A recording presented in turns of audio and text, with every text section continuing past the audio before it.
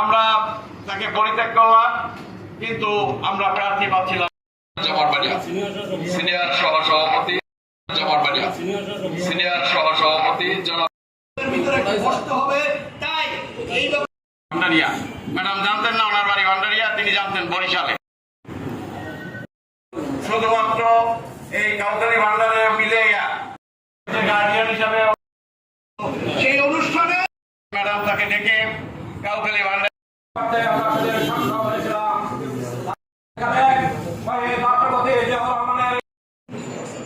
সাধারণ সম্পাদক সিনিয়র সভাপতি এলাকার বিএনপিকে সংগঠিত করার জন্য তার ভূমিকা অনস্বীকার্য। সেক্ষেত্রে আজকে আমি বলবো কাউখালী ভান্ডারিয়ায় আমাদের যে রাজনৈতিক ভিত্তি যেটুকুই হয়েছে, কিছুটা ঝামেলা আছে, তার মধ্যেও যে ভিত্তিটুকু হয়েছে নুরুল ইসলাম মঞ্জুরের সাংগঠনিক দক্ষতার কারণে এবং তার নির্দেশনায়। সেক্ষেত্রে আগামী দিনে নুরুল ইসলাম মঞ্জুর আমাদের জন্য একটা মাইল ফলক হয়ে গিয়েছেন, আমাদের জন্য একটা ইনস্টিটিউশন হয়ে গিয়েছেন, রাজনৈতিক ইনস্টিটিউশন। আমি তার জন্য তাবারক মসজিদে এবং এই গার্তা মাদ্রাসায় এবং দাসেরগাড়ি মাদ্রাসায় বিভিন্নভাবে আমরা কিন্তু তার গোপনীয়ভাবেও কিন্তু অনুষ্ঠান করেছি।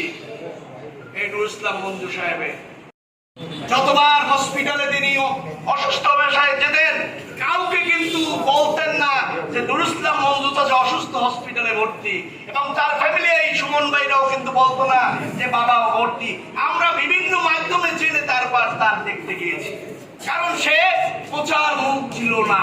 একটি ডিস্ট্রিক্টের নেতাদের নিয়ে বসেছেন এবং তিনি যে কর্মসূচি দিয়েছেন সেটা করে আলোকপাত করব।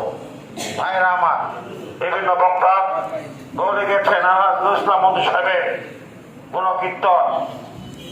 উনি যখন এই কাউখালী ভান্ডারে রাজনীতি করতে আসেন, বিএনপিতে জয়েন করে, তখন আমরা আসলাম সাংগঠনিকভাবে অত্যন্ত দুর্বল। তখন বিএনপি বলতেই বুঝাতো ছাত্র দলের আমরা গুটি কয়েক সিনিয়র নেতৃবৃন্দ। তার হাত ধরে আমরা এই কাউখালীতে একটি বিএনপির সুসংগঠিত দল সংগঠিত করি, যা 10,000 ভোটের ব্যবধানে বিজয়ী হন। সেখানে নুরুল ইসলাম মঞ্জু আপনারা সকলে সজাগ থাকবেন। এই সকল কর্মসূচিতে লোকদারি চলে রুটি ভাজি ডিম খেয়ে গ্রামে আবারও সেই জেল থেকে বেরোয় আবারও তিনি ময়দানে নেমেছেন। এই এলাকায় উনি অনেক ভীতির মধ্যে পড়ে গিয়েছিলেন। এই অনুষ্ঠানের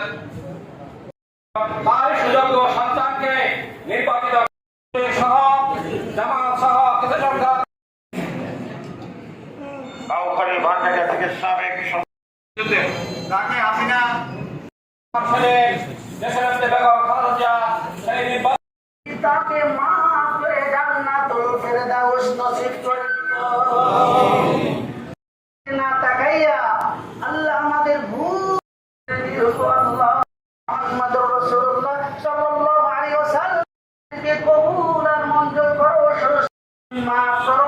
যেইভাবে আল্লাহ সামনের দিকে গেলে জয় বল ইল্লাল্লাহু মুহাম্মাদুর রাসূলুল্লাহ।